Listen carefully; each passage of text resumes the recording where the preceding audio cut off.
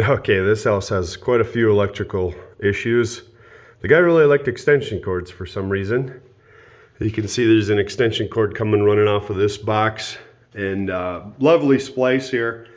That's going out to the garage and to the shed, so those are going underground. Same outlet up here is supplying power to the washer and to the sump pump. Those should be on their own individual circuits. Electrical panel here. This black and red wire is feeding power to the dryer.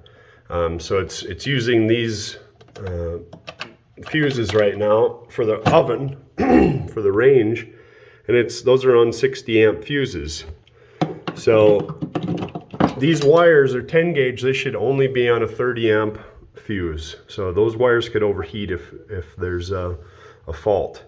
The main power supply coming in here, it's an older house, 1948, so they're smaller 6 gauge wires, and they're on 60 amp fuses, so you can pull these out. I check them, I kind of feel them to see if they're hot or corroded, and twist them around and make sure that they're in okay condition.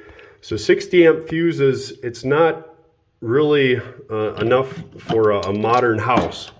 So you got a central AC, you got the dryer, water heater, oven, stove, even electric heat running all at the same time. It could trip your main fuse and lose power to the whole house.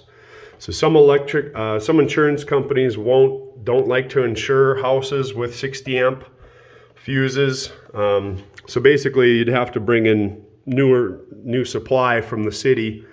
A lot of them require updating the electrical meter socket outside, running new bigger wires in, and upgrading to like a 150 amp circuit, 200 amp service.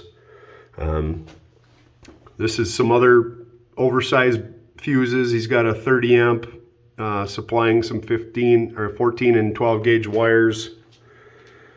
Check out all these extension cords he's running.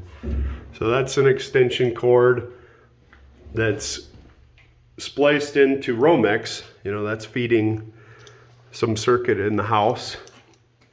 Here's another extension cord that's spliced onto this lovely circuit, feeding some things in the house.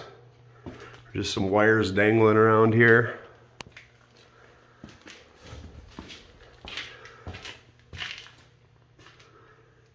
So could use an electrician in here.